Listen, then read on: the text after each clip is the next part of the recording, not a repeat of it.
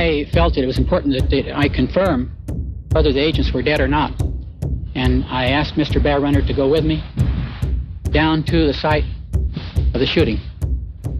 We walked together down the road and dropped off of the hill into the little valley where the car was, and the two agents were lying dead beside it. That's Kendall Cumming, Superintendent of the Bureau of Indian Affairs, talking to NPR reporter Kevin McKiernan at the site of the Pine Ridge shootout on June 26, 1975. And the Mr. Bear Runner he mentions, that's Edgar Bear Runner. It was obvious that they were dead at the time, and we observed it, the situation, and shortly after that, we went back up the hill to the perimeter. And word came back that the decision would be mine. By that time, it was beginning to get late. I was concerned that something would have to be done, so I made the decision that we would assault the houses at 5:30. You're listening to Leonard, a new podcast series about Leonard Peltier, the longest-serving political prisoner in American history. I'm Andrew Fuller. And I'm Rory Owen Delaney. We spent the last year working to share Leonard's story with a new generation of people. Who he is, how he ended up behind bars, and why we believe he deserves to go free. If you're just tuning in, we often use the term Indian in this podcast, rather than just Native American or Indigenous, because that's the word Leonard, Edgar Bear Runner, and all the other Lakota we spoke with used to describe themselves. None of these names is accurate. Even the word Sioux is a European misinterpretation. The Ojibwe, who were feuding with the Lakota, called their rivals a word meaning cutthroat, which to English speakers sounded like Sioux. And when the English speakers wrote the Ojibwe word for cutthroat down, they spelled Sioux like a French word, with a silent X. In other words, shit is all messed up.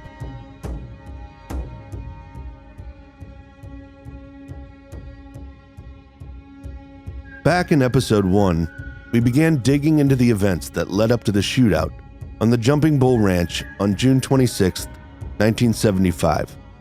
A shootout that left an Indian, Joe Stuntz, and two FBI agents, Jack Kohler and Ronald Williams, dead. 3 men, all members of the American Indian Movement, or AIM, were eventually tried for the murders of Special Agents Kohler and Williams, Bob Robidoux, Dino Butler, and Leonard Peltier. No one was charged for the killing of Joe Stuntz. 44 years later, Leonard Peltier is still in prison. If he's ever going to get out, it will be in no small part because of the advocacy of Edgar Bear Runner, a member of the Oglala Sioux who was present the day of the shootout and acted as an intermediary between the Indians under siege on Jumping Bull Ranch and the law enforcement agencies that were invading the compound. I think Barack Obama was the right person to free Peltier, but didn't. This is Edgar. We got to keep educating the national community about what really happened here. We were blindsided. A smoke screen was created to divert our attention away from the theft of our land here on Pine Ridge Reservation. And it's a cheap shot, but even though you're innocent in some of the cities, jury will still find you guilty. So now it's a national crusade to get the voters involved and to push for clemency. Millions and millions of people all over the world have affixed their signatures in support of Leonard's freedom. And there's still nothing happening. When we introduced Edgar in episode 1, he was helping us find Angie Long Visitor, now Angie 2 Lances. He believes the FBI held her in jail on false charges in order to coerce her to give grand jury testimony against Leonard in November 1975. But we'll be coming back to Angie and all the other madness surrounding Leonard's trial in Season 2. we realized we need to spend more time in Season 1 looking into why tensions were running so high on the Pine Ridge Reservation in the 1970s. In Episode 1, we looked into the history of the American Indian movement and their conflict with the federal government. In the first half of this two-part episode, we're going to dig in even deeper with the help of Edgar Bear Runner, Milo Yellowhair, Ward Churchill, Kevin McKiernan, and Chase Iron Eyes. We got a bit of rain today. We have a lot of traffic. Everyone's in town for, what's it called? Primus? Sturgis. Right. When Rory and I first made plans to meet Edgar Bear Runner on the Pine Ridge Reservation, we didn't realize we'd be flying into Rapid City, South Dakota 2 days before Sturgis, the largest motorcycle rally in the world. Motel and car rental prices had doubled. The streets were clogged.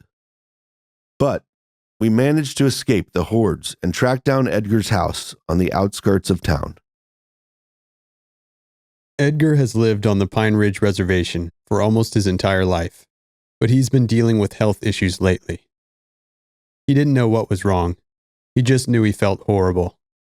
But when he went to see Indian Health Services on Pine Ridge, the doctors told him he had arthritis. The Indian Health Service is an operating division within the U.S. Department of Health and Human Services that provides medical care to members of federally recognized Native American tribes and Alaska Native peoples.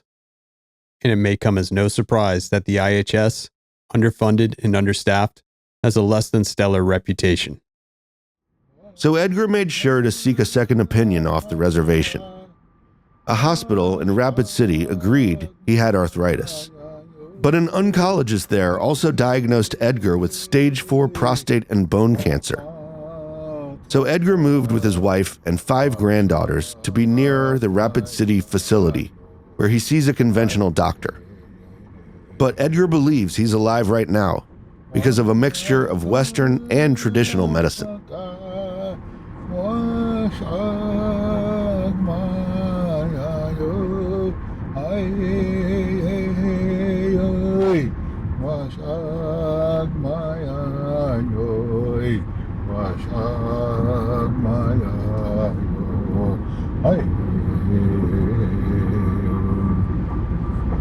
Grandfather, Great Spirit, I call upon you to give me the strength that I need to continue to walk the red road. The red road is that traditional highway you built for us so that we can relate to you. Wakantanka, that is the Great Spirit, right? Yeah, Wakantanka. Wakantanka. Tunkashila, grandfather. Wakantanka, Great Spirit. Great Spirit. And those are the ones that give us our healing, our restoration of health. They're the ones that brought me back to health. If I was a white man, I would have been dead by now, to tell you the truth. But at the last minute, at the 11th hour, I involved our religion, invoking our ancient healing ceremonies. Because the white man medicine gave up on you. Just stay on this, was straight on out of town. You know, there's a hangman tree up here. The hangman tree was utilized by the hate mongers as an alternative justice system. So here in South Dakota, like if a native guy was thought to steal or did something against the law, they would take him to that tree and without a court hearing anything and hang him. Ugh. So we have a hangman tree, just like in the South, they're hanging blacks randomly, you know. So there's a tree here that's still up. Somebody tried to burn it down, but they saved it and they put the fire out. Gracious reminder. Edgar has agreed to take us to Jumping Bull Ranch, the site of the firefight that put Leonard in prison 44 years ago. Oglala, the district of Pine Ridge that Jumping Bull is a part of, is a 90-minute drive from Rapid City. And we'll finally set foot on that soil in part 2 of this episode. I grew up, I was raised on the Pine Ridge Reservation all my life. I raised my children, and my children got older and gave me grandchildren. We got 5 grandchildren we're taking care of now, and we're raising them like our own. But the biggest disappointment, though, is when an Indian family takes care of 5 children, Indian family gets only $730 for 5 children. Now, if you took him, you're white and you took him, they would give you $700 per child. So you see the disparity. I want to stick to one issue. I'm jumping around. I don't like that. Don't even worry about it. Because something might be connected or related to this issue here, you know. But I know my mind's starting to work again. I'm really glad because very seldom does stage 4 prostate and bone cancer patients survive. Edgar goes off on a lot of tangents.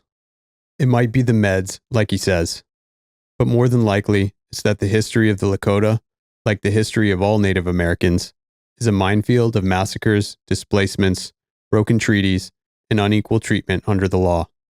It's hard to remember one tragedy without remembering a dozen others. In episode 2, we visited Mount Rushmore, a monument to 4 American presidents carved into the sacred Black Hills that, according to the Fort Laramie Treaty of 1868, belonged to the Lakota. If there was any honesty in this word of this American government, we would have western half of the state of South Dakota in the name of the Great Sioux Nation. That's Milo Yellowhair, the former vice president of the Oglala Sioux tribe. Oglala Lakota people, we're famous for defending the treaty rights. That's nothing new, that's something that's been going on since the day after the treaty was signed back in 1868. What's most important about the 1868 treaty of Fort Laramie is this. It was proclaimed as law by President Andrew Johnson. Proclaimed as law of the land by a president of the United States after passage in the Senate. Well, how much more law can you get than that? But almost immediately after Johnson signed the treaty, gold was discovered in the Black Hills. Prospectors, exploiting confusion about the agreement, began occupying claims on protected Lakota land around the year 1876, and the federal government didn't stop them. Today, in the Black Hills, they celebrate something called the Days of 76. Well, that's the first criminal act, really, and from that day on, they've been stealing land piece by piece by piece using federal law, state law, all of these things like that. But, you can understand in that time, all these political forces getting together and trying to disenfranchise the Indian once more from his lands on this reservation. This reservation might be small, they didn't like it and didn't even want it, so they give it to us. They call it Badlands. Give the Badlands to the bad Indians. But the Badlands ended up being more valuable than the federal government originally thought. Here's Edgar again. See where those cars are out there? You can just stop momentarily. You can take a good look here. We're driving on South Dakota Highway 40 in a light rain when Badlands National Park suddenly comes into view. Edgar points out a scenic vista just off the road. Pull over, no cars will hit you or nothing like that. Gosh, it's that beautiful. land contains huge deposits of oil and gas. This land has hot water. We can use that hot water to make electricity. But in our society, we're not developers, We leave everything in the land just as is, And now we need to stay with the pace. We need to set up our own oil company. We need to make our own oil and serve it to our tribal members, as our own revolving income. How much of this land approximately do you all still have? Well, today the minority, white people, rancher and farmer, they represent 6% of the population, yet they own over 51% of the land. own it. They bought it from over time, you know. Basically what it came down to. It's the same thing in Oklahoma. Milo Yellowhair again. They said, well, let those Indians drink that black water. That black water turned out to be oil. So that set off a whole issue down there about, state rights and Indian rights. And the Indians lost out, no oil. And Mr. Leonard Peltier, he got caught in the middle of all of that. He came here as a man who thought that he could make a difference in the movement of our people, to establish things, to create a better humanity based on sharing and, caring for each other, and, taking care of each other. He came to do all of that, those kind of things, because some ladies on this reservation decided to call him up and tell his friends, come and help us. We're in a tough situation here. That we can't even go outside anymore because people are outside trying to kill us and beat us. Because around here, in Pine Ridge, and everybody believes that, Leonard really didn't have anything to do with it. It was a fiction that was created in order to separate the Lakota and his resources.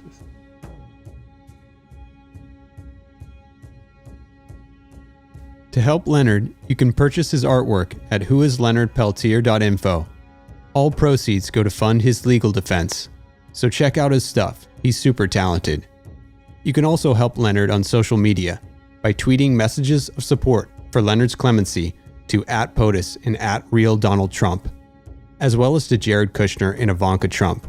We know the president loves Twitter, so tweet, tweet, tweet. Let's keep Leonard in his timeline and mentions.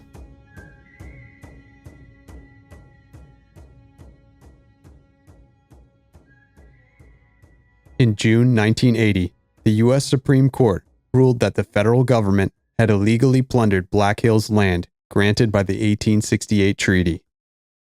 Writing for the majority, Justice Harry Blackmun declared, quote, "A more ripe and rank case of dishonorable dealing will never, in all probability, be found in our history." And with 103 years of interest, Blackmun calculated that the Lakota were owed $120 million. But the Lakota refused the payment, demanding instead that the United States return the territory it stole. 40 years later, not a dollar of the settlement has been paid, and not an acre has been returned. The U.S. is talking about monetary compensation, and the Lakota position is that the Black Hills are not for sale. They never were, and they still aren't. This is the scholar and author, Ward Churchill. As the court puts it, in the case you're talking about, wrongly took it. It was a wrongful taking of property. Now, indigenous, in general, so far as I know, there's different ways of looking at this according to the culture, specific culture you might want to talk about. The sort of common denominator is that don't relate to land as property in the sense that John Locke intended. Doesn't mean, Locke is the be-all, end-all in defining property, how one relates to others. And those others can be land, the environment of that land, the minerals in the land, the water comes to the land, other people, other relatives of the four-legged, winged variety, so on. In any case, by the U.S. means of estimating wealth, this is extraordinarily valuable territory. It's been seriously estimated that the Black Hills itself, the Hisapa, or Pahasapa as it's referred to, the Black Hills National Forest now, contains the 100 most mineral-rich square miles on the planet. Oh, bullshit. This makes you sick. Makes you really sick. Here's Edgar Bear Runner again. Dick Wilson signed this land away. A lot of people don't know that. Our own tribal chairman kept us in the dark. We had no idea that our tribal president gave 133,000 acres of tribal land, rich in abundance of minerals, oil, gas, uranium, and other precious metals. We never knew that the government took over this land, took it away from us, While doing so, a lot of people died through violence. The pilfering of Lakota land started almost as soon as the Fort Laramie Treaty was signed in 1868. But the thievery accelerated under the chairmanship of Pine Ridge President Dick Wilson in the early 1970s. In episode 1, we touched on Dick Wilson and his private militia, the Goon Squad. It's time to dig deeper. Dick Wilson was mixed blood Oglala. Ward Churchill again. He was an enrolled Oglala that was worked as a plumbing contractor mostly, and a bootlegger.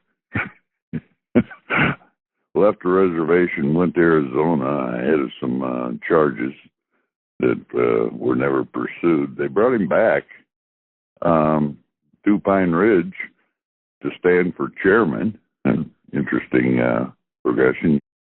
Back in 1992, Churchill wrote an article for the Yale Journal of Law and Liberation entitled Death Squads in the United States: Confessions of a Government Terrorist. It's worth noting that Churchill is a controversial guy. He was fired from the University of Colorado for a paper he wrote in the wake of 9/11. And there are Native American activists who dispute his indigenous ancestry. But he is, without a doubt, one of the leading experts on FBI activities on Pine Ridge in the 1970s. You leave basically as a fugitive and come back as a candidate for tribal chair, backed by a couple of real estate developers in Rapid City, non-Indians. Quid pro quo being, I would suppose that they'd have an arm lock on contracts on the reservation coming through the BIA if he were ensconced. And essentially, he bought boats. It doesn't take a whole lot of them on Pine Ridge, but he bought a sufficient number of boats and had federal backing and all that. Got himself elected, and then strange things began to happen. And he hired his brother, and he hired his wife, and he hired his nephew, and he hired his son, and he hired his friends. I don't know if you've ever been on Pine Ridge or major reservation, but it's like you're driving down the road, you arrive at the reservation boundary. There may or may not be a sign, but you know you're there because the bottom goes out of the road. And so you had these federal highway funds for road repair, which were sorely needed. But, decades have gone by without anybody allocating money to that. Wilson immediately took it and created what he called Tribal Rangers Group, paid for out of those funds. Counting was a little shaky, you could say. And the Tribal Rangers essentially were to enforce the will of Dick Wilson on the reservation. As Churchill writes in his Death Squads article, this Tribal Ranger Group, known as the Goons, and paid for with federal highway money, were, quote, responsible for the bulk of the AIM fatalities on Pine Ridge.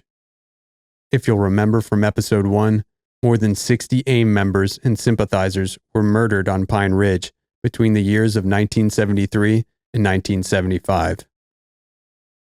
In those cases, Churchill continues, quote, where witnesses identified the murderers, the culprits invariably turned out to be known members of the reservation Goon Squad. Yet, in most instances, no formal FBI investigation resulted. You got the dropping of warrants and federal support and looking the other way. Well, he's misappropriating funds and nepotism and all sorts of things going on just flagrantly. What's up with the feds? What's their interest in this? It turns out it has to do with the northwestern 1/8 of the reservation. It's called the Gunnery Range. The federal government appealed to the Lakota to allow the military to use a section of the reservation for heavy artillery training during World War II. Interesting that the Indians should be so patriotic as to move out of their homes and off their land and all of that. given the history of relations between the two, but that's how it was packaged. And the deal was that at the end of the war, it was supposed to go back tribal control. People could graze cattle on it again. People could move back out there and live on it again, so forth. The only thing is, suppose the unwritten law of U.S. relations with Indians is once the land goes away, you don't get it back. So we're talking circa 1970. Last I heard, World War II in Germany ended in April of 1945. So, feds are slow. Between 1945 and 1970, the National Uranium Resource Institute, part of the U.S. military's nuclear weapons program, was surveying areas throughout the country for deposits of radioactive metals. They were doing satellite photography, utilizing a special form that recorded, I believe it was gamma ray emissions. They were trying to map out the location of every significant uranium deposit. And on field investigation, they discovered that there was indeed uranium there, and it was intermixed with molybdenum, which is another strategically useful mineral. And so the plan was feds were simply going to run through a transfer if they were going to assert formal title to it. But they needed an Indian sign-off. Well, Dick Wilson's the guy. But even before members of the Lakota knew Dick Wilson was selling off their land, tensions between the, quote, progressives like Wilson and the traditionals like Edgar Bear Runner were already boiling on Pine Ridge. The conflict had a lot to do with money, land, and power. But it was also about culture. Here's Edgar again. There was a period of time when Fubla's Bear Runner changed his name to Smith. And Lil Hawk changed his name to Johnson. They made fun of the Sundance. They made fun of the powwow. They made fun of you if you sang your traditional song. It was so bad. It was like living in a white community. They were almost colonized, our tribal members. So that all changed, ended when traditional members, treated members called upon AIM to come to the Pine Ridge Reservation to provide protection, to provide security. But the decolonization process began on the Pine Ridge Reservation when the American movement was invited. Before the American movement was invited to come to the Pine Ridge Reservation, it was almost a sin to be a full-blood. It was almost a sin to be a dark-skinned Indian. When AIM moved to Pine Ridge at the request of the traditionals, Ward Churchill writes in Death Squads, quote, "The Goons shifted from intimidation tactics to outright death squad activities, thus pursuing not only their original objective, but the broader federal goal of eliminating AIM as a viable political force as well." This is partway through Wilson's first term. Ward Churchill again. The tribal rangers, who were by this point being called Goons, and in fact had adopted that as their own name. And they said it was an acronym standing for Guardians of the Oglala Nation. Okay, so you're not disparaging the Goons by calling them Goons, since that's what they called themselves. Yeah, they were visiting violence in a fairly systematic manner on people who were opposed to Wilson's nepotism, opposed to the way travel funds were being expended, opposed to the Goons who were shoving people around because they were empowered to do so. And as they became oppositions, vocal or whatever, then they were targeted. Kevin McKiernan, a correspondent for NPR who reported from the Pine Ridge Reservation, interviewed Dick Wilson about AIM. Perhaps last summer, the tribal council here under your administration ban the activities of the American Indian movement on the reservation. This is Kevin McKiernan. If you are reelected tribal chairman, will that ban be reinstituted? And this is Dick Wilson. If I remember right, it's still in effect. And if I'm reelected, you better know it's going to be reinstituted if it's not already. Because I won't tolerate them. And I won't call in the marshals this time either. We'll handle them ourselves. We have one of the finest BIA police forces in the country. Hear the confidence in his voice? Like the dictator of a banana republic, Wilson had no fears. And why would he? He was backed by the Bureau of Indian Affairs, the FBI, and his own private militia, the guardians of the Oglala Nation. When we put them together, they'll be able to take care of whatever needs to be taken care of.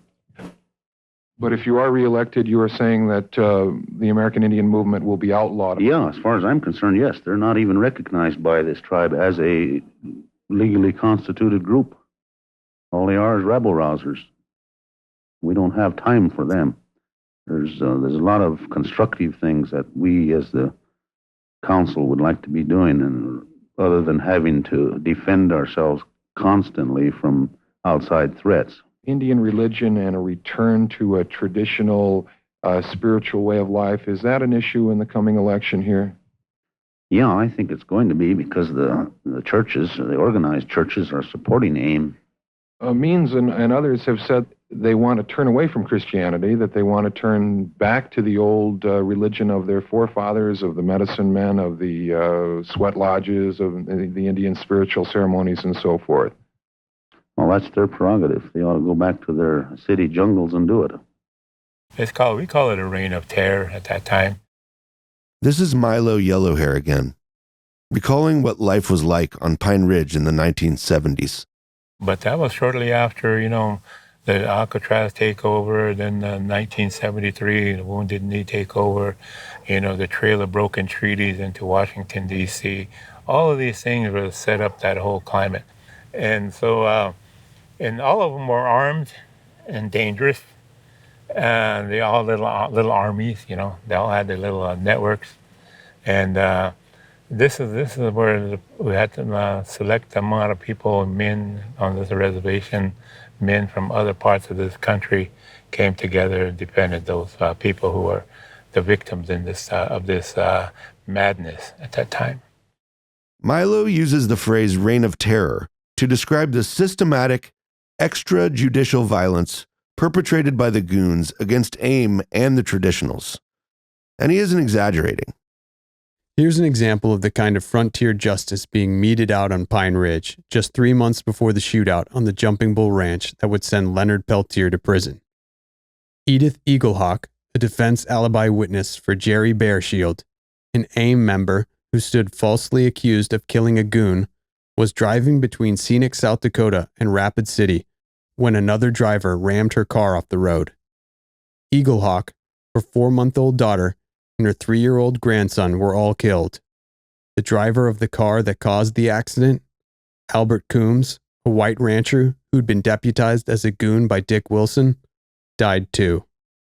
But Eaglehawk's nephew, Eugene, survived the wreck despite major injuries, and he was able to identify a second man, Mark Clifford, another well-known Goon, who'd escaped before police arrived at the scene. Eugene gave a statement to investigators, but neither the FBI nor the Bureau of Indian Affairs reports about the accident mention Clifford. The crash was eventually ruled an accident, and no charges were ever brought.